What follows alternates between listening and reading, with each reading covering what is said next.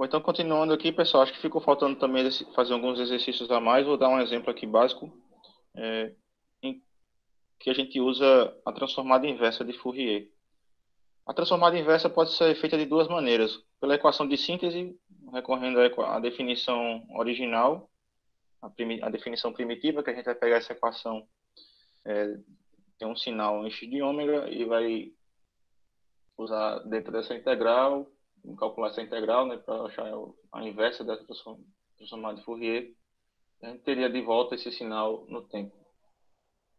E aí a motivação é da mesma maneira. Se for difícil de fazer essa integral, vocês podem também fatorar, né, a equação na resposta de frequência e desmembrar esse sinal depois. Faz o fatoramento, fatora o sinal, usa as frações, expansão do sinal esses polinômios, né, numerador e denominador, usando o conceito de frações parciais, a expansão do sinal em frações parciais. E por frações parciais, a gente vai poder vir para a tabela, comparar os padrões aqui, padrões dessa forma aqui, e analisar já pela transformada inversa. Aí vai poder quebrar, né, o sinal com frações parciais, vai separar as parcelas do sinal, e vai poder depois comparar na tabela se o sinal ele tem alguma representatividade direta para achar já a transformada inversa desse sinal. Então, como seria isso? Seria basicamente seguir esses passos aqui. Nesse modo de refazer, do modo 2, fazer esse tipo de questão, vocês vão fatorar esses polinômios, né? E basicamente, depois vai fazer a separação desses polinômios, usando frações parciais. Então, a gente vai expandir o sinal por frações parciais, deixar ele maior, a equação dele. E depois vai olhar em cada parcela se tem uma forma de voltar no tempo. Provavelmente sempre tem. A tabela, né, vai te dizer quais são os sinais que você vai poder voltar com a transformada inversa de Fourier.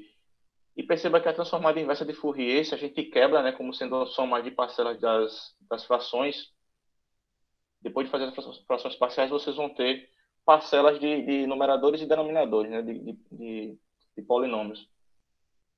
E isso vai estar relacionado com o princípio da linearidade. Então, lembra da equação lá inicial, em que eu vou ter aqui, ó, vocês podem ter dessa equação aqui, já após a expansão em frações parciais, vocês vão ter polinômios, né, diferentes somados. Isso aqui, intrinsecamente, é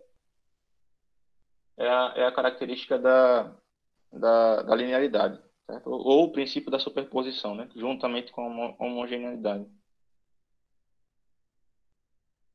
Bom, então, fatorando o polinômio seria você deixar bem claro para você, né, um numerador e um denominador. Esse denominador a gente vai chamar depois, né, ter a equação, vai ser a equação característica do sistema. Então, é essa equação desse polinômio do denominador que a gente pode extrair características de convergência ou do grau desse sistema. Então, o grau do polinômio vai te dizer o grau do sistema também.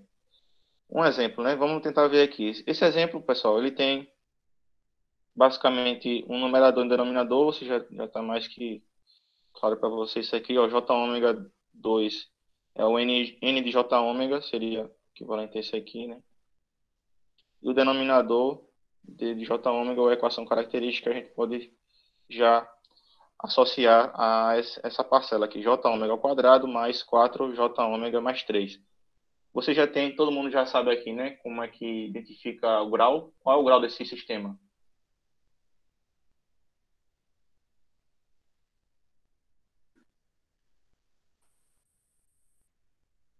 Olhando para o polinômio característico, ou seja, x de t, esse termo aqui, né? Eu vou destacar aqui em verde, né? Quando eu olho o grau desse polinômio, eu consigo extrair já qual o grau do meu sistema. Tem ordem 2, né? Então será um sistema de grau 2, segunda ordem. E aí a ideia é como é que seria o x de t no tempo, né? Se tem x de j ômega. Alguns livros tratam também como x de ômega, né? Mas aqui a gente vai manter esse padrão aqui, x de j ômega. Então a ideia é você tirar as raízes desse polinômio característico, da equação característica do polinômio de j ômega. Quando separa isso aqui, a gente vai ver que depois, lá em transformada de Laplace, é bem semelhante, se você fizer genericamente, né? Com a transformada de Laplace, você vai ter s ao quadrado mais 4s mais 3. Isso aqui igual a zero vai ser a sua equação característica, né? A equação característica a gente pega esse d de j ômega igual a zero para extrair as raízes. As raízes dessa equação característica, pessoal, a gente chama de polos. São os polos do meu sistema, certo? E as raízes do numerador de n, j ômega, vão ser os zeros do sistema. Isso vai ficar mais claro para vocês em controle, quando vocês estudarem teoria de controle, para fazer a alocação de polos, projetar controladores. Então, d de j ômega, né, fazendo aqui a equação característica igual a zero, vocês vão achar, provavelmente aqui já, vou colocar mais para ganhar tempo, vocês vão achar as raízes. Né? Essas raízes, aqui nesse caso, elas foram reais. Então, isso aqui já dá uma intuição de como é que seria o, o tipo de gráfico no domínio do tempo. E você guarda esses valores, né? Esses valores vão ser úteis para você separar depois agora e fazer as expansões de frações parciais. Então, só ganhando tempo aqui, vocês vão ter aqui alguma coisa desse tipo, né? A, a fatoração do polinômio você vai separar em dois termos, j ômega menos C1. C1 é a raiz, uma das raízes da equação característica, e C2 é outra raiz.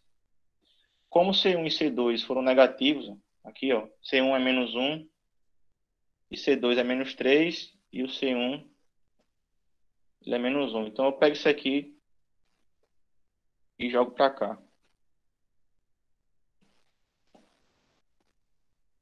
Aí, substituindo, vocês vão chegar já nessa forma aqui. Ó. J ômega mais 2 sobre J ômega mais 1 que multiplica J ômega mais 3. Tá? Agora vocês fazem a expansão em frações parciais. Tem uma passagem no livro, eu acho que é o apêndice do livro. Eu vou deixar isso também disponível para vocês. Mas tem um livro completo, né, na postagem do Google Sala de Aula. Então vocês podem usar o apêndice para revisar, se tiverem esquecido de alguma passagem. Mas basicamente a expansão em frações parciais vocês vão separar agora, mas não precisa calcular quem são essas constantes, esses termos aqui A1 e A2. Aí para fazer esses termos A1 e A2 você faz basicamente uso para calcular, né, o A1, por exemplo, você vai pegar o teu x de j ômega, multiplicar pelo termo que cancela ele aqui, e faz ele ser indeterminado, por exemplo, quando esse grau aqui no denominador ele é nulo.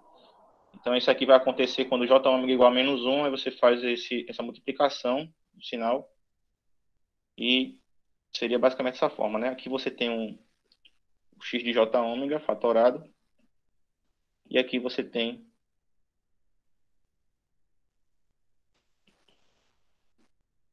o termo j ômega mais 1, que seria j ômega menos C1. Certo? Então, com isso, você cancela esses dois termos, né? Você vai cancelar, esse j ômega mais 1 vai cancelar, e você vai calcular aí o valor de A1. Quando você fizer j ômega igual a menos 1, por exemplo, esse fator aqui igual a menos 1, e esse fator igual a menos 1, e você vai achar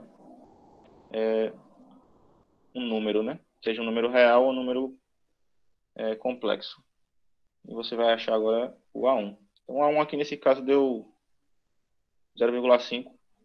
E fazendo da mesma forma, mesmo procedimento para o A2. O A2 você vai multiplicar, ao invés de multiplicar por J ômega mais 1, você vai multiplicar por J ômega mais 3, certo? E igualar o J ômega igual, e vai fazer o J ômega igual a menos 3. Então, de modo similar, você vai achar aqui o A2 igual a 1 meio também. Feito isso, aí você matou já o passo, né, da questão. Você já achou a representação desse sinal, de x de j ômega, já com o princípio da linearidade, e perceba que eu tenho dois sinais já quebrados, né, duas parcelas do sinal. Isso aqui já faz uso diretamente, intrinsecamente da linearidade. E agora, pessoal, fica fácil, né? Aí vamos consultar a tabela e ver se você já tem essa intuição, né?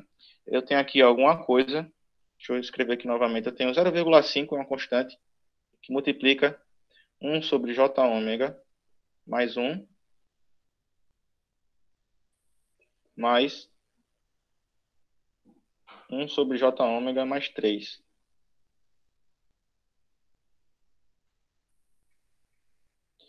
Certo? Guardando isso aqui, eu espero que vocês estejam também fazendo rabisco nos seus cadernos aí, nas anotações, aí acompanhando, né? Vamos ver aqui o que é que vocês têm aqui já de intuição. Deixa eu limpar isso aqui, fazer uma faxina aqui nesse,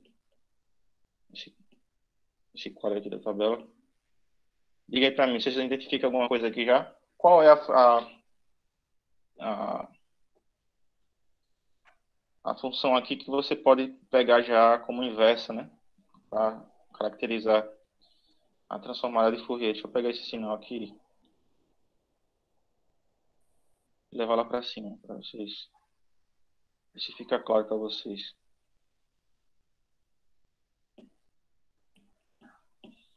Um sobre j ômega mais um. Vocês identificam alguma coisa aqui? Deixa eu dizer aqui a linha da tabela, né? Isso aqui é linha 1, linha 2, linha 3. Alguém já identifica alguma coisa aqui? Eu vou pegar isso aqui e vou olhar para algum desses casos. Aqui. É onde tem a transformada de Fourier, né? Linha 3, exatamente. Então, na linha 3, você já compara. Você tem aqui j ômega, aparece aqui. Um está aqui em cima também. Falta identificar quem é o A, né? Então, o A você tem aqui que seria 1, né?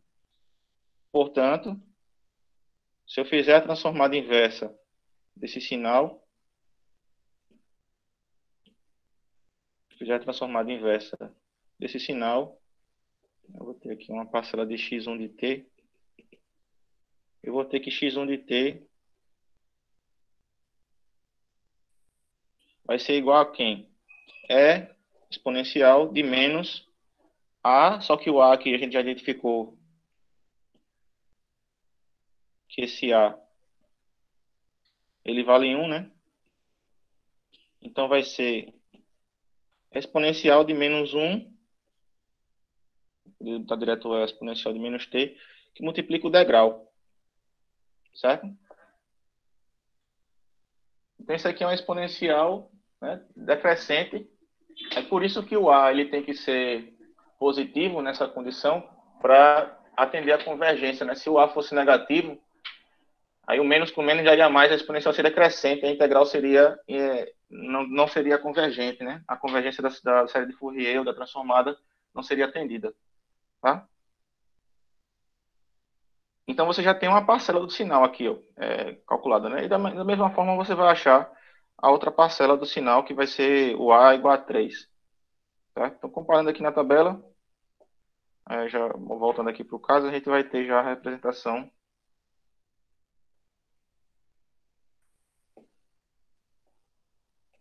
completa, né?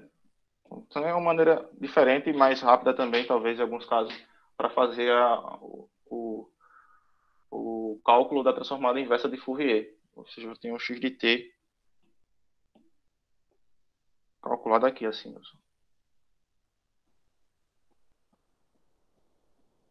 Ok? É, um detalhe adicional, nesse A ele tem que ser positivo para satisfazer convergência Fourier. Ou seja, tem que ser o sinal, né, o x ele tem que ser absolutamente integrável.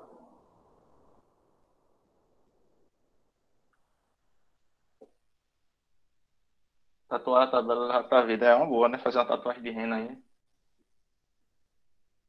E se fosse na presencial, a gente poderia deixar, geralmente deixa, né, o aluno levar uma folhinha com as anotações, né? As tabelas.